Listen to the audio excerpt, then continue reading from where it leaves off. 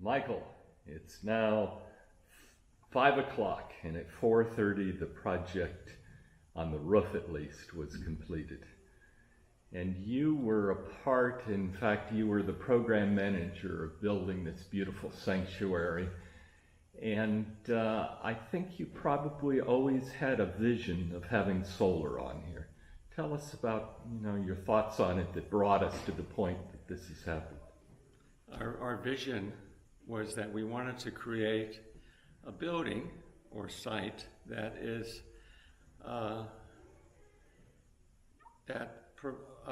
promotes the green environment. The green leads green environment for building practices.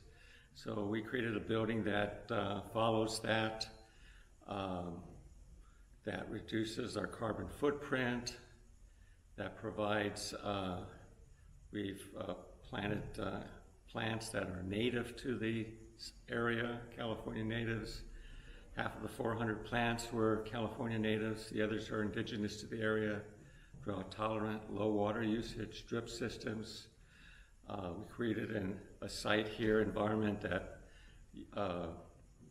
was of a local contractor, reduced local resources as much as possible. So natural lighting, multi-purpose. So, and solar was a far-off vision. We just couldn't afford it at the time. But yeah, it adds another check to what we had envisioned way back when we developed this place. So it all happened in 3 days of a bit of rain and a bit of wind and challenges. And so tell me what it was like for you. You worked all the 3 days. What was the experience of doing this? I think it's great. What I saw was the other volunteers that took ownership to the project too, and it really provided them kind of more hands-on information, but also saw that what can be done. It's once you get started in the project, it's not difficult, but you need to know what to do, obviously. And we had a person here that was knowledgeable, and he provided the instructions, the supervision, and performing this, and that allows us to spread the word to others to have solar. So I really appreciate it, and after looking at the results after the fact, after it's all completed, it's amazing that we could accomplish this in just 3 days. So what was it like being up on that roof through wind and rain and darkness? Yes, that's amazing too, to be up there. I'm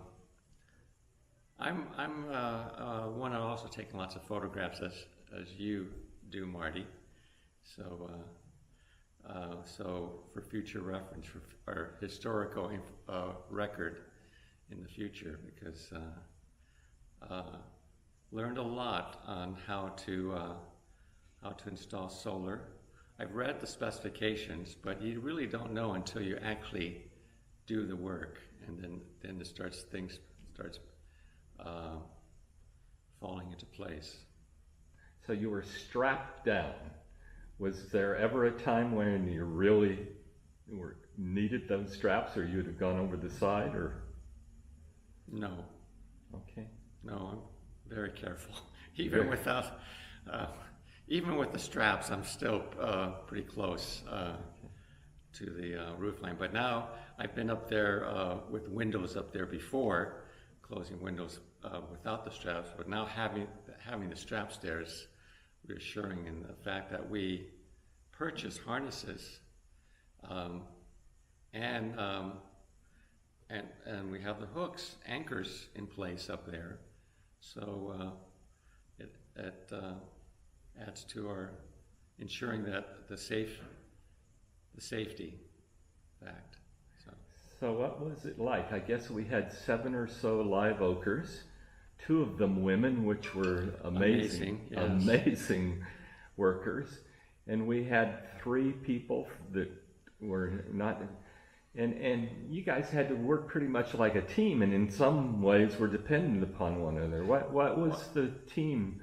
How was it working alongside? Well, I think first of all, the people that signed up had an interest in there, so we were, in that sense, started off in the same track. But I think a very important factor was our project leader, Brian. He was very patient with everyone, and provided clear instructions, ensuring everybody's safety. That was number one. Making sure that everybody's strapped in and safe, and if there's any indication of fatigue, to stop. There's no, even though we had a scheduled 3-day work schedule, if for whatever reason, due to weather or other conditions, safety was very important. So I talked to Brian earlier, said worst case scenario, what happens if we didn't finish? Well, we continue the next day, and I don't think it'd be an impact because we're up there in the roof, and any activity down here is not going to be affected. Yeah. Michael, another star in your involvement in this extraordinary facility, and it's a real milestone. I hope you give credit to Larry Bishop.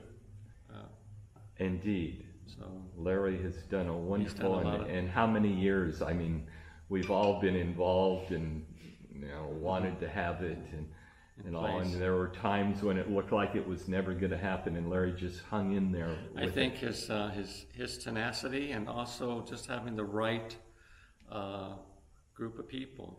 The board members were very receptive, and I think everything just fell into place. And the truth is, Larry wound up going to San Luis Obispo, doing training, doing a project in Santa Maria. And I went to dinner last night with Brian. And the truth is, if Larry hadn't done that and had some chits with Brian in that organization, this is a stretch to come down this far to do such a project. And I think that also encouraged him to continue. Yeah. As a result of this, after doing the work himself, also as a volunteer, reassured him that he's doing the right thing. So, good. Thanks, Michael. Okay, thanks.